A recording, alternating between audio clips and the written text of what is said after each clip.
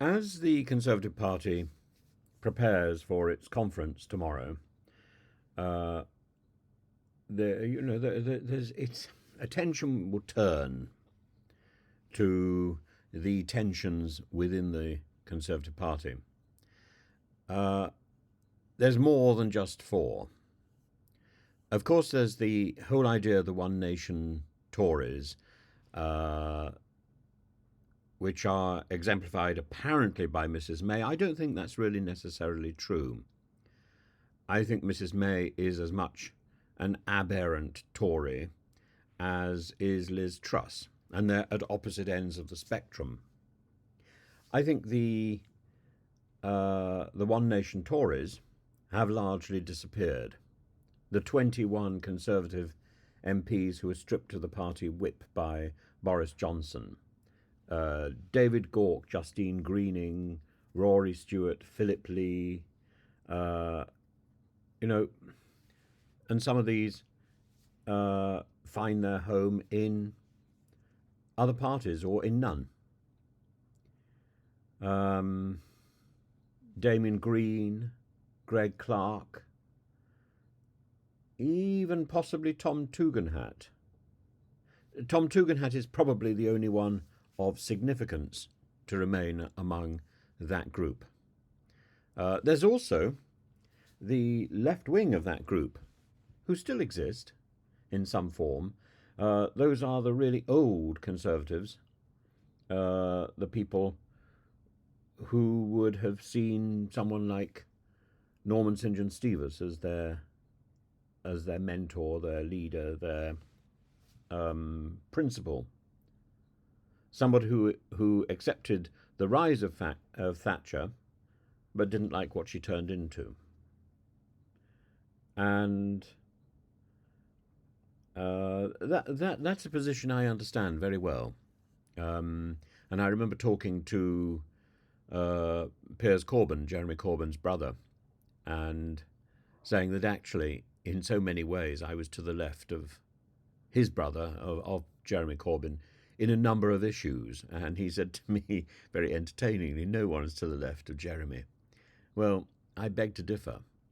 And I've seen the Labour Party move further to the right. I've seen the Conservative Party move so far to the right that it's abandoned people like me completely. And so I have no party. There are various people in the comment section who say, how on earth could you possibly have joined UKIP? Well, I joined UKIP because I thought there were problems with Europe. And I'd heard rumours about UKIP being racist, and I wanted to see for myself. I couldn't see that there was any point in taking a second-hand opinion seriously.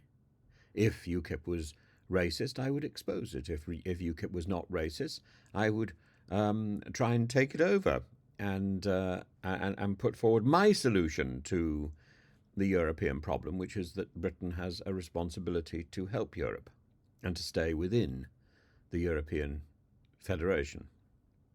I'm afraid I identified racism. I blew the whistle. I made a fuss, as Farage says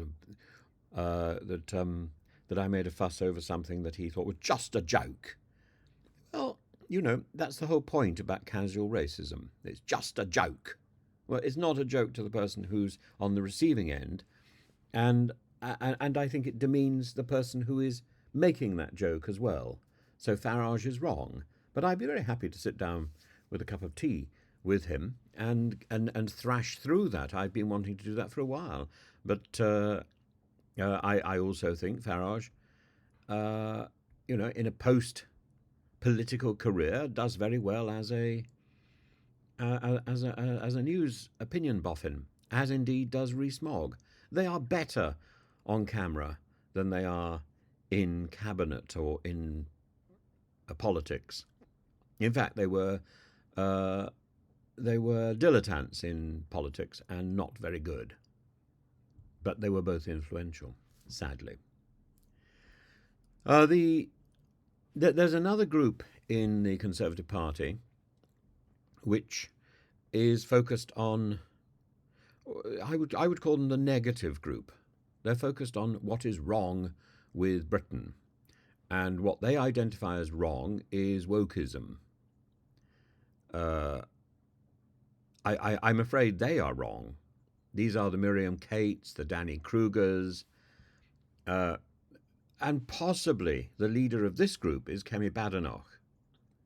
But Kemi Badenoch, all you have to do to learn more about her is to look at her performance in the House of Commons when she was scolded for a lack of courtesy by the Speaker of the House of Commons, Lindsay Hoyle.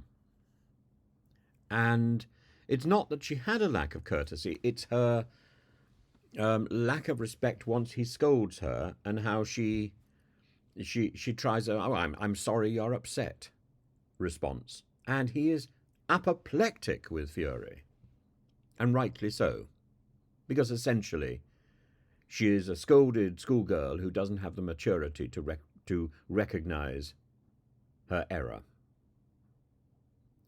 And I certainly wouldn't like to see her rising to the top.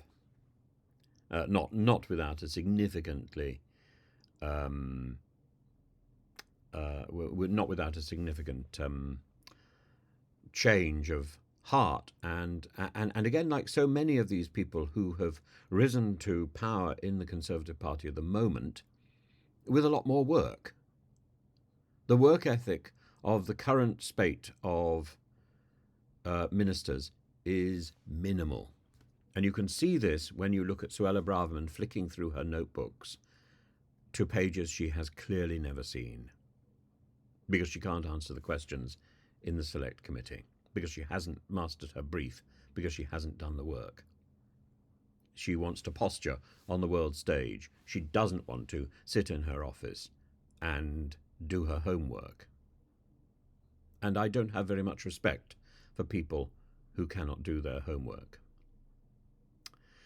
There's another group in the Conservative Party at the moment which is so really led by people like Lee Anderson.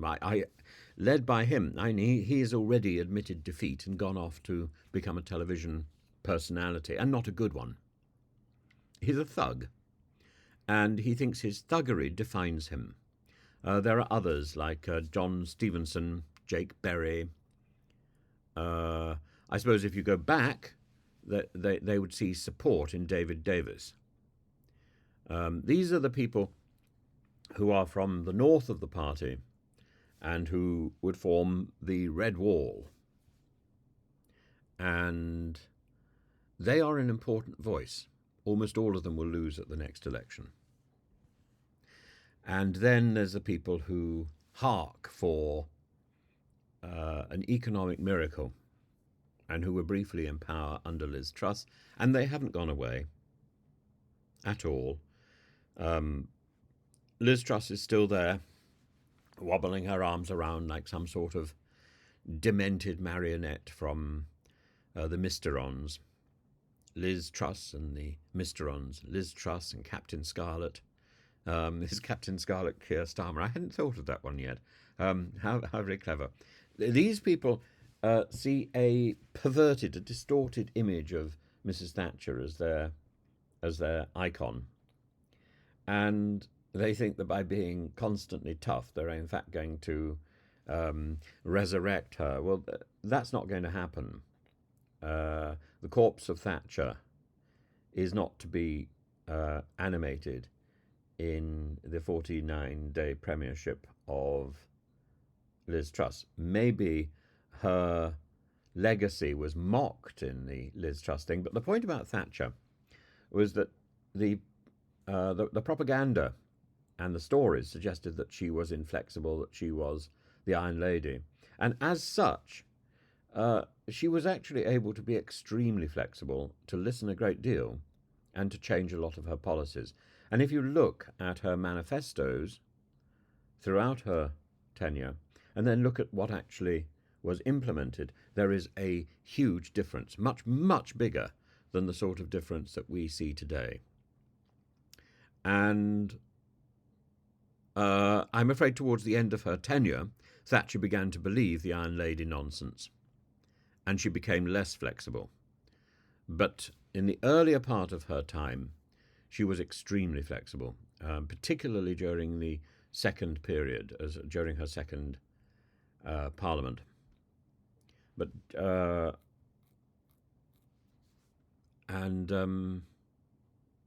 anyway, this whole group.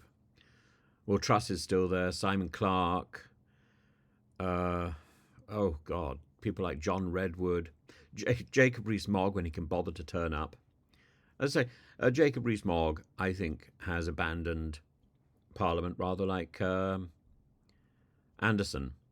Jacob Rees-Mogg is better in television, and the argument which has been put out so often is that Rees-Mogg and Anderson and Liz and Nadine Dorries and all these people should go back to Parliament where they belong. No. They should leave Parliament and go to where they belong as second-rate presenters of television. But Rees-Mogg has gravitated to first-rate competence in television. I don't think he's a star television presenter, but he is competent and oddly charismatic as a TV presenter, in a way that Anderson definitely is not, in a way that Nadine Dorries certainly is not, in a way, oddly, that Esther McVey, who actually has experience in that medium, is not. Rees-Mogg, like Nigel Farage, has found his medium, and that's quite heartening to see. I wish he were more open to being challenged by his guests, but he gives them a little bit of string, and then says, "Well, got to move on." It's a methodology drawn from mainstream news, from mainstream media. Of course, it is, and we saw that rather beautifully yesterday or the day before in the censorship of John Nicholson. So the present Conservative Party, it will be interesting to see how this conference plays out. I suspect Suella Braverman has already laid out the foundation for the big debates, and she's already seized the headlines. It's now up to Rishi Sunak to respond. If I were Rishi Sunak, I would sack her during the conference, but I doubt he's going to do that. He doesn't have the equipment. And in the meantime, we're going to see, I think, people like Ian Duncan Smith making a huge amount of fuss. We might see Esther McVey taking soundings. We will almost certainly see the other big the other big media players in action. But I think you should spare a little bit of time for the more serious members of the party, the Chris Heaton Harrises, who simply get their head down, do the work, and sort out a lot of the problems which were created by the twits in power. So, the present Conservative government is here for the next, I would say, for the next year. But there are rumours that Rishi Sunak will go for an early election. I think it's unlikely, because I don't think the economy will turn around in time. But who knows?